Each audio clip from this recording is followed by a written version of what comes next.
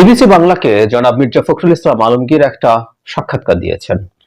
সাক্ষাৎকারটা তাদের printed version আছে এবং এটার একটা ভিডিও ভার্সনও আছে। আমি প্রত্যেককে একটু ভিডিও ভার্সনটি দেখতে অনুরোধ করব। বিবিসির ইউটিউব পেজে পাওয়া যায়। দেখা সবসময় ভালো, তাতে আমরা একজন মানুষের ভয়েসের ইনফ্লেকশন বুঝতে পারি, তার বডি ল্যাঙ্গুয়েজ, তার ফেশিয়াল এক্সপ্রেশনস বুঝতে পারি। সো বেশি কমিউনিকেশন হয়। কথাটা এই জন্য বলছি, আমি তার এই ইন্টারভিউতে আমি খেয়াল করছি যে সরকারের সাথে বিএনপির উত্তেজনা বাড়ছে এবং বিশেষ করে ছাত্র সমন্বয়ক মানে ছাত্র উপদেষ্টা যারা হয়েছেন তাদের ব্যাপারে বিএনপির মধ্যে এবং জনাব মির্জা ফখরুল ইসলাম আলমগীরের মধ্যে বিরক্তি আছে। এবং পরিস্থিতি এমন হতে পারে নির্বাচনের আগে বিএনপি বেশ কঠোর একটা অবস্থান নেবে যে এই উপদেষ্টারা আর পদে থাকতে পারবেন না। আমি আসবো ওই জায়গায়, তার আগে ইন্টারভিউ নিয়ে কয়েকটা কথা একটু বলা দরকার। নানান ইস্যুতে কথা এসছে, সংস্কার নিয়ে কথা এসছে, সংস্কার নির্বাচনের টাইম ফ্রেম নিয়ে কথা এসছে। বিবিসি বাংলা রিপিটেডলি তার মুখ থেকে বের করার চেষ্টা করেছিল যে তারা কোনো স্পেসিফিক তারিখ বা টাইম ডেট দেন কিনা।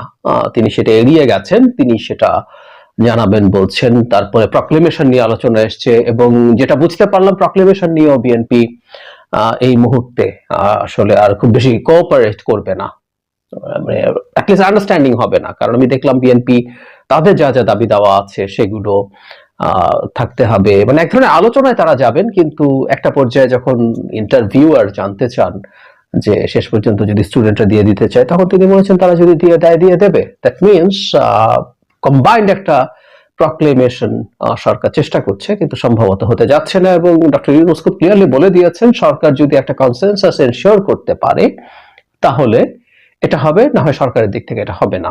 সরকার যদি ঘোষণা করে তারা এটা করছেন না, এখন সামনে এটা দেখার ব্যাপার হবে যে স্টুডেন্টরা কি করেন। আমি বহুবার বলেছি তাদের পেছনে কিছু লোকজন কাজ করছেন যারা তাদেরকে এটা করাতে চাইছেন। একটা প্রক্লেমেশন শুধু দেয়া না, এর মাধ্যমে আমাদের বিদ্যমান সংবিধান আইন সবকিছু বাতিল করার একটা প্রবণতা বা চেষ্টা আমরা দেখতে পারি। ওটা আবার একটা আনরেস্ট তৈরি করতেও পারে। সংস্কার নিয়ে বোঝা গেল যে বিএনপি আসলে খুব বেশি সংস্কার নিয়ে আগ্রহী নয়।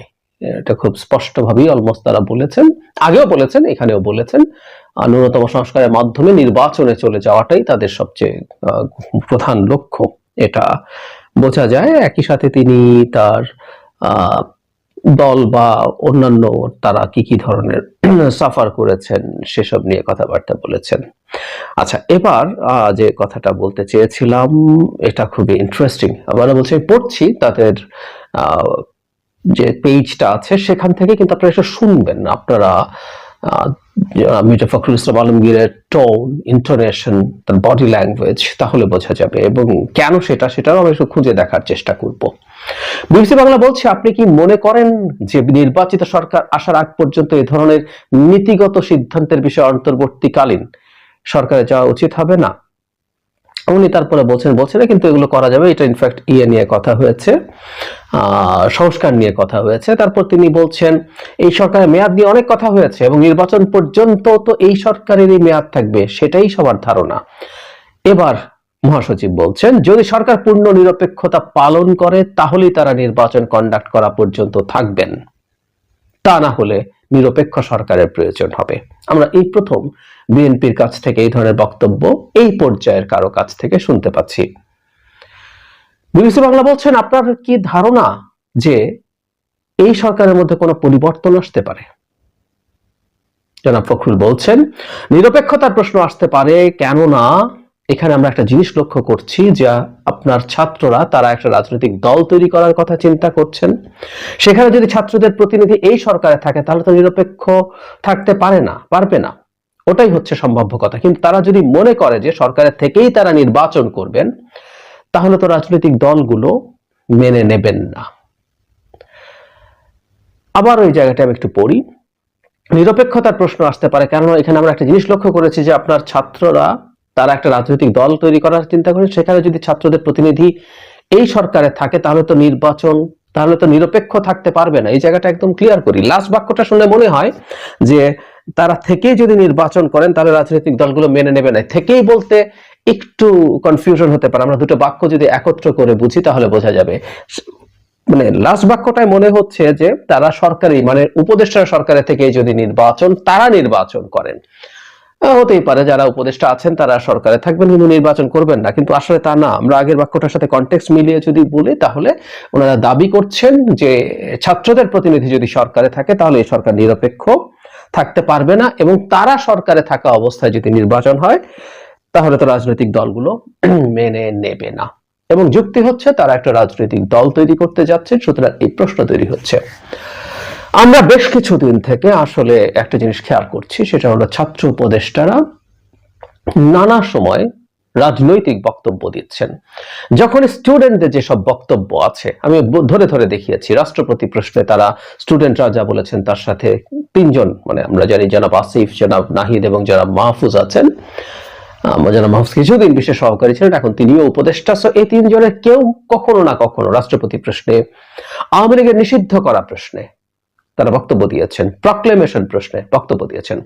যারা মাহফুজ আলম ক্রমাগত উনি তো খুবই অতি বিটিং অ্যারাউন্ড দ্য বুশ, চালাকি করেন স্টেটাস লেখার সময়।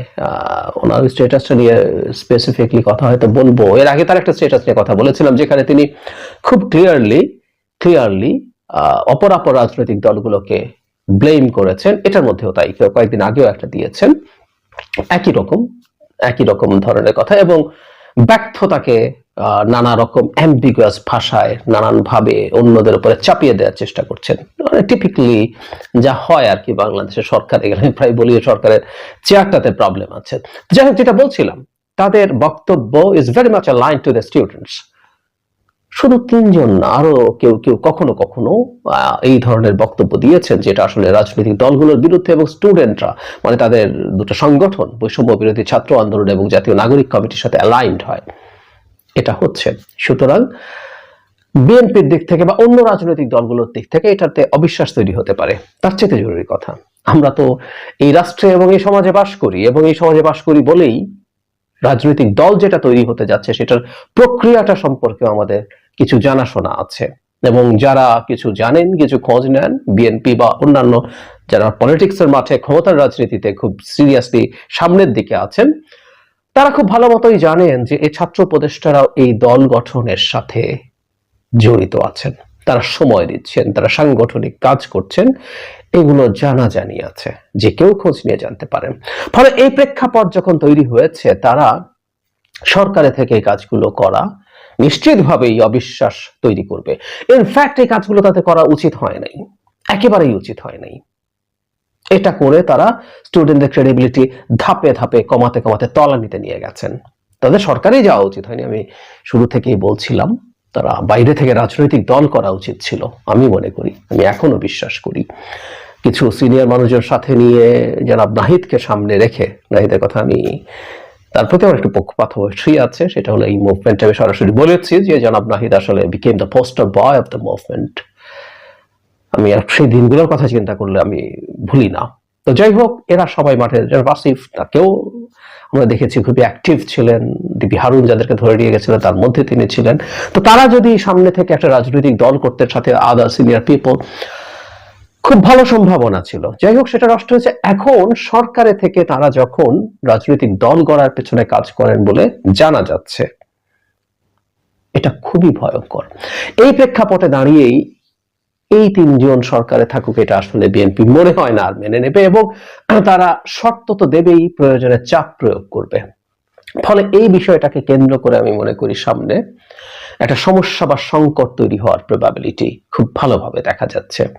আমি ব্যক্তিগতভাবে মনে করি ডক্টর ইউনূসের এই ব্যাপারটা কনসিডার করা দরকার, কারণ এইটা যাতে কোনো রকম কোনো একটা অচলাবস্থা তৈরি না করে। এটা অবশ্য শোনা যায় যে তিনজন না হলেও কেউ সম্ভবত তাদের মন্ত্রিত্ব ছেড়ে, উপদেষ্টার পদ ছেড়ে নতুন যে রাজনৈতিক দল হচ্ছে তাতে সংযুক্ত হবেন। That's fine.